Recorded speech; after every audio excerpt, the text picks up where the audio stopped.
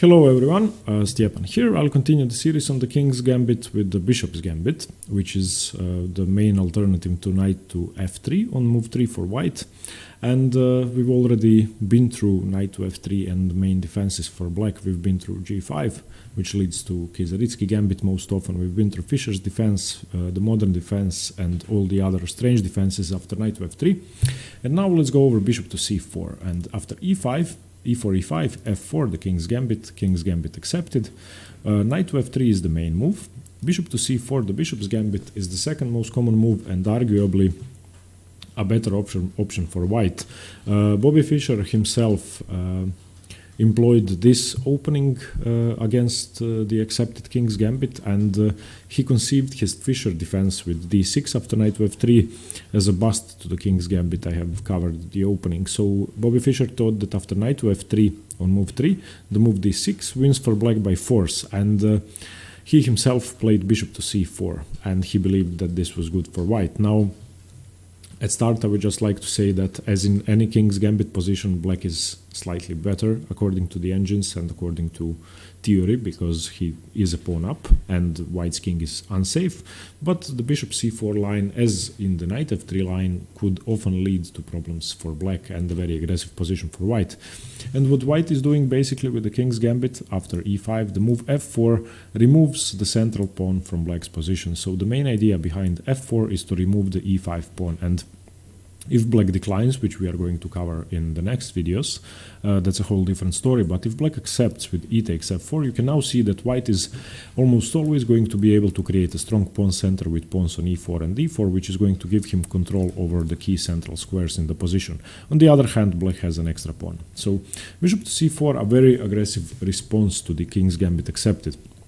Now, one thing that should be noted is that even in the knight to f3 lines, the main lines of the King's Gambit accepted, the bishop will often want to go to c4 anyway. So this is one thing which you should keep in mind, that the positions could sometimes transpose.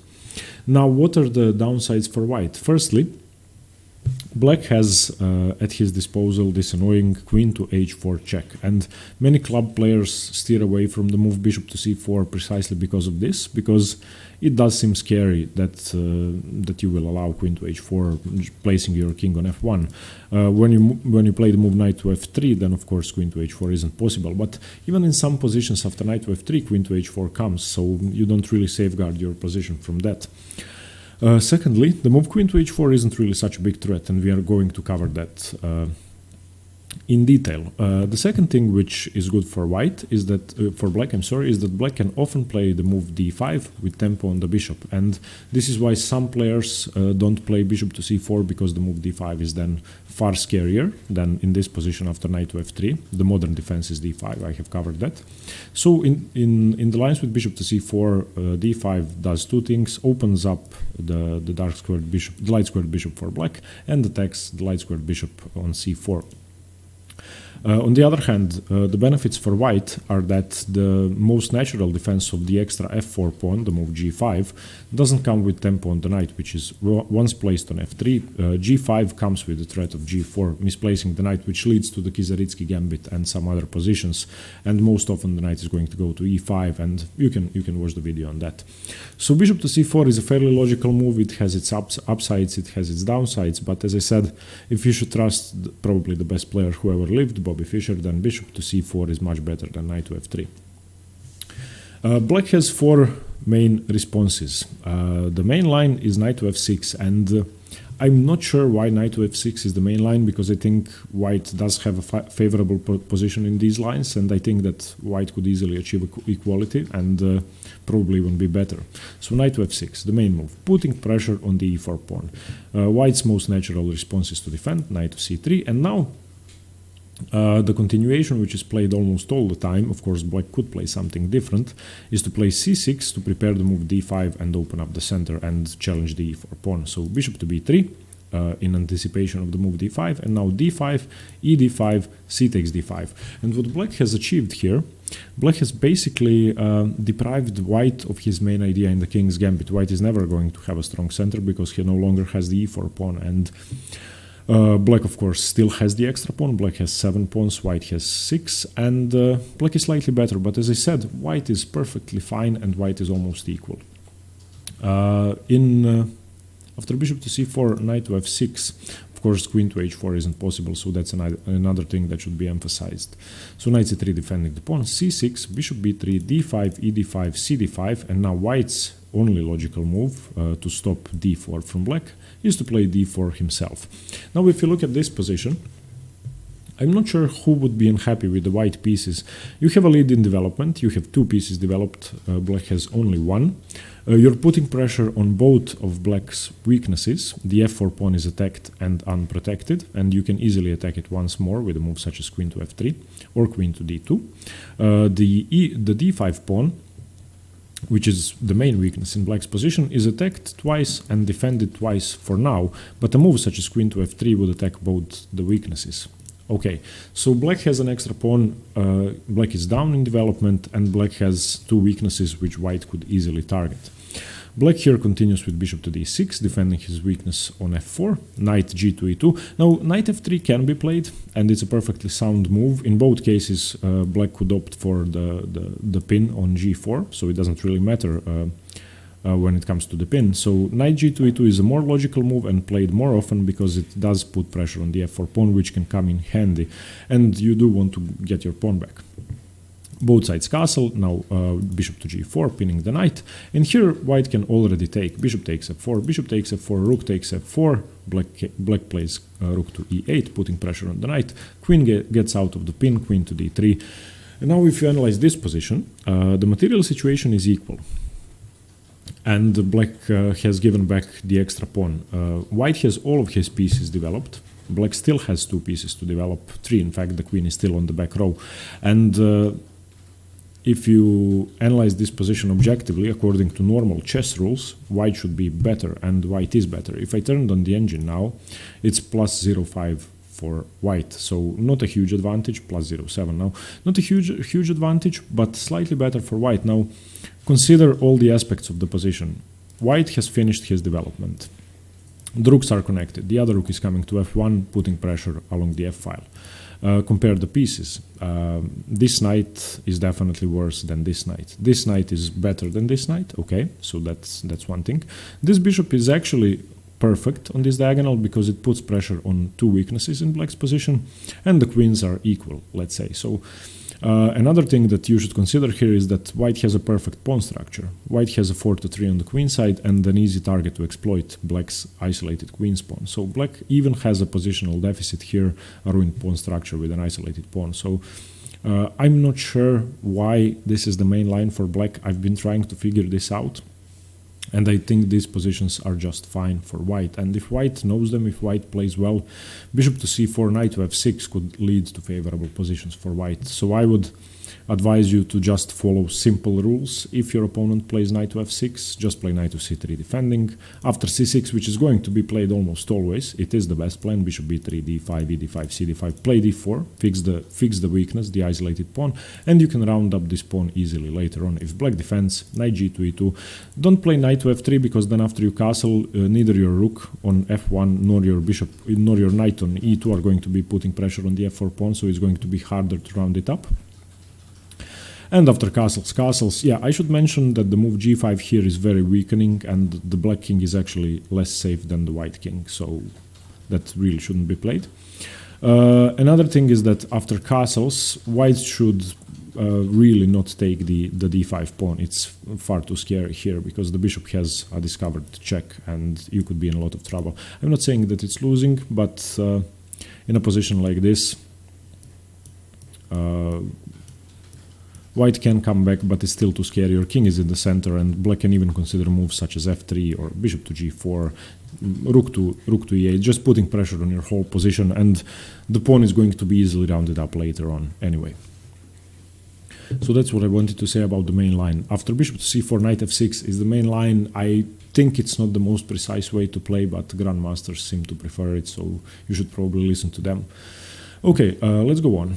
The second move, the second most popular move, is the move d5. As I said, this move does immediately challenge the c4 bishop, so the bishop has to react, and this move is of course a pawn sacrifice. Black gives back the pawn immediately, but black has some activity. Now taking with the bishop is more precise, taking with the pawn isn't wrong, but you want to take with the bishop, it's better. So now let's calculate, let's see the first variation. E takes d5, the sideline. Queen to h4 check, the most logical continuation, forcing the king to f1. And this is basically what white fears in some positions, that the queen is going to come to h4, but the king is fine on f1. It's not much worse than on e1 in this position. Bishop d6, defending the f4 pawn in advance. Knight c3. I'm sorry, whoever is challenging me, I have to decline. Sorry about that. Knight to e7. Knight to e4, putting pressure on the bishop, castles, and now d3. Taking the bishop sort of leaves you behind in development. You can take it afterwards, and you want to open up your dark squared bishop first. Knight to f5. Black is centralizing perfectly, and black is slightly better here, but as I said, the material situation is perfectly equal. Both sides have 7 pawns. The black king is safer, but white has play in the position. Let's say queen to f3, which is the best move. Rook to e8, queen to f2, challenging the queen, queen g4, and now after knight e2, knight e3 check, bishop takes, f takes, queen takes. I would prefer to have white. I don't know about you, but the main line in this Bledov variation leads to white being a pawn up. And I think white is great here. White is going to keep his king either on f1 or on g1, but that doesn't matter. The a rook is coming to f1, and black's position isn't really that much better, even considering the attacking prospects, because the whole queen side is still to be developed, and it's going to take some time to bring this knight into the game, and especially to bring this rook into the game. So I really would prefer to have white in this position. Just note that the move f5 doesn't work. If f5 here, then knight f6 wins on the spot.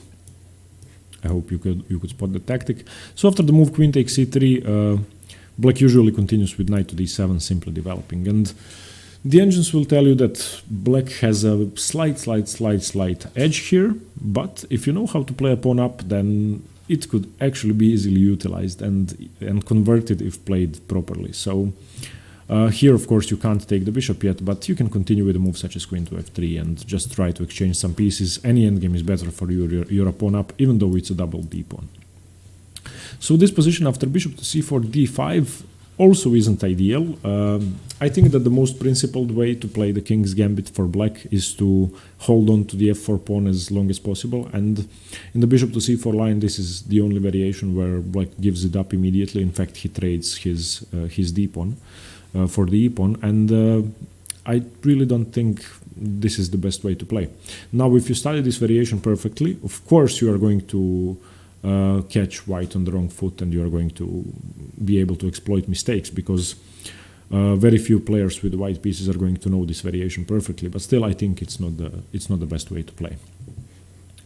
Now, one other variation is knight to e7, the Steinitz defense. I'm going to go over queen to h4 check last, because I think this is the best way to play for black. And knight to e7 really isn't that challenging. White just continues with knight c3, knight g6, knight f3. The point of knight to e7 is to play knight to g6, defending the f4 pawn. So knight g6, knight to f3, preventing any queen h4 checks, bishop e7 trying to develop, castles, d4.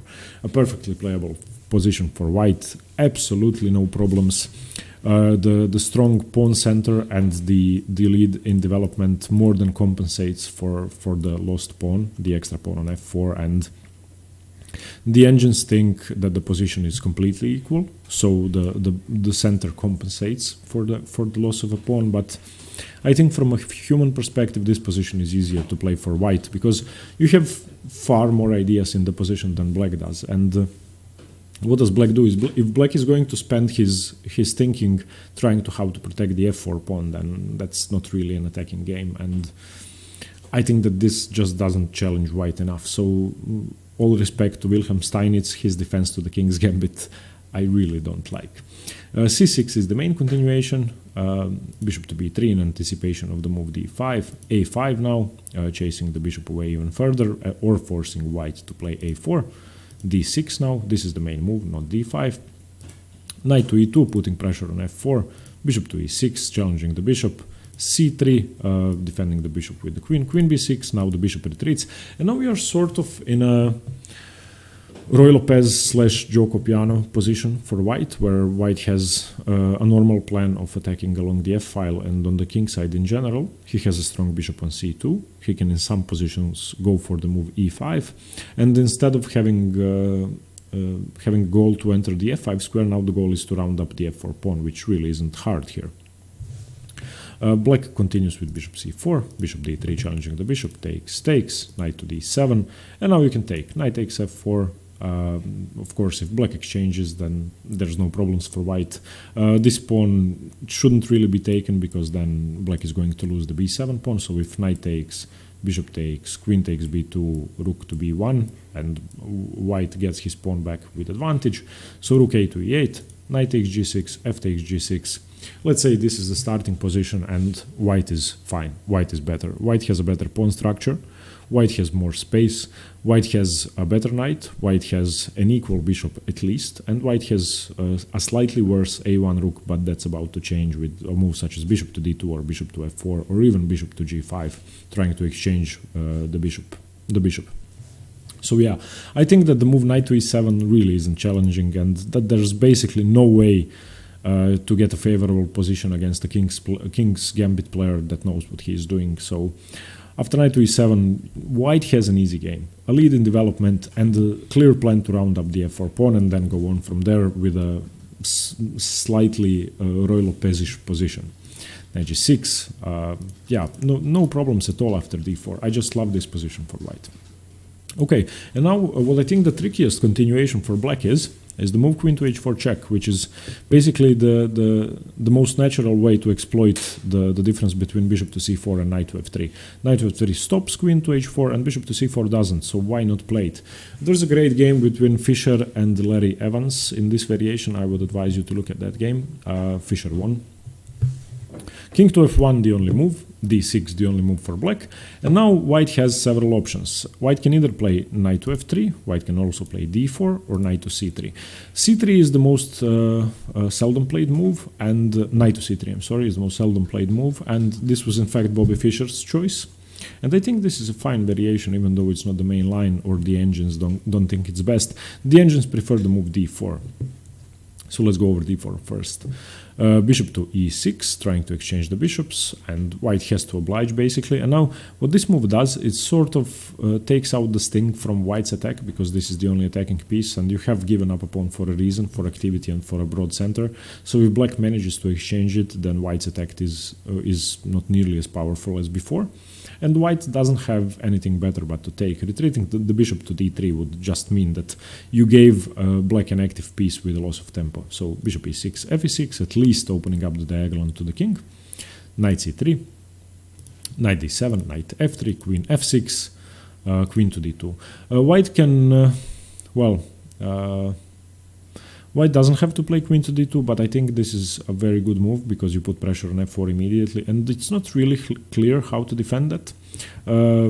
Castles is a move, but I don't think it's as precise. I really,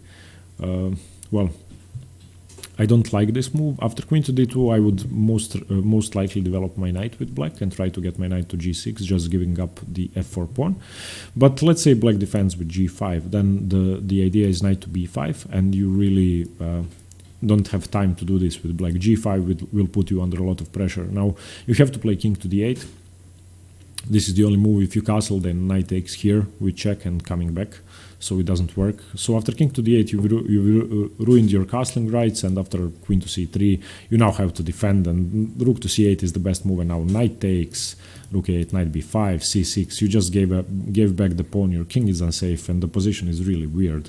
So black doesn't have time for g5 after queen to d2, so the pawn basically can't be defended. Castles probably objectively is the best move, but I don't like it. I would most likely develop my king side, as I said. Knight to h6 is also a move, but let's say black castles. Here I think white can just take the f4 pawn safely and have an okay position. Let's say this happens. I really don't think white has any problems. The fact that the king is on f1 is completely irrelevant in this line, and the king is perfectly safe. Black is 10 moves away from attacking it. White has more space. White has a lead in development in the great position. So the move d4, the move d4 is fine. I don't really have any downsides to this move. The engines may be correct, but I still prefer the move knight to c3. Let's go over that now. After d6, which is going to be played in every game, the move knight to c3. Now, you might think, what about bishop to g4? It could be played in some positions, but then just knight to f3, gaining a tempo on the queen, because the queen has to move. Okay, let's go over that. After this, if the queen doesn't move, let's say black plays something irrelevant like this, then this position, of course, loses a piece for black. So it's a move, but black should be careful, and it's still a tempo on the queen. So after knight to c3, black most commonly continues with knight to f6. Now we're following the game Fischer-Evans, and I'm not going to go into the whole game, but this is basically the setup that Bobby Fischer thought was best against the King's Gambit accepted, and I think he should have a say in any chess opening and in the King's Gambit as well. Knight f3 gaining a tempo on the queen. Now queen to h6 is the best move, keeping the defense of the f4 pawn. d4, attacking f4, opening up the broad center. Now once again the common theme of the bishop to c4 line happens. With bishop to c4 you have stopped the ideas of g5, g4, we said that, because they are not as strong. And if you noticed, in almost any variation, with almost every black response, white has this setup, and I think this is wonderful. This is basically chess basics, and this is what they teach you when you start playing chess. Develop your pieces, take the center. Now, if you have to do that at the cost of black having the extra f4 pawn, I think it's perfectly fine, and I think it's worth the sacrifice if you can get this perfect position for your knights and your pawns and your other bishop attacking the weakness. So I think this is fine. Bishop e7 for black, queen to d2, attacking f4. g5 is now the main move, but h4, trying to weaken the defenses. Bishop e6, d5, chasing the bishop away. Bishop to g4, and now knight takes g5. And the engines will once again tell you that black is better, but I prefer white. Knight to h5 is the main move. King to g1, trying to get away from this check. Bishop g5, hg5, queen g5, and now the main move is knight to e2. You don't want to take here immediately, because of course the knight is defending. After knight to e2, you're bringing another attacker into the game. Bishop takes e2, bishop takes e2, and now you're putting pressure on the knight. Too much pressure, so after a move such as knight to g3, white should be fine, moves the rook and wins the f4 pawn. The engines think this is slightly better for black once again, but I can't find the flaw in white's position. The attack isn't as strong for black. So this would be Fischer's line with knight to c3, which I prefer. Now the main line after d6 is knight to f3, chasing the queen away immediately. And it's a fine line, but as I said, knight to c3 is, in my opinion, more precise. Here black has 3 queen moves to consider. The main move is queen to h5. Queen to f6 is objectively the best move, and according to the engines, and queen to h6 is another sideline. After queen h6, d4, opening up the center. After queen f6, d4 as well, and after queen h5, d4 as well. So white doesn't have too many problems here. He has to remember that wherever the queen moves, he's playing d4 next. Bishop e6 in this line, queen to d3. Bishop e7, bishop takes e6, f takes e6, knight to c3. Once again, you see this strong setup with the central pawn and with the pawns and with the knights on c3 and f3. The ideal chess setup.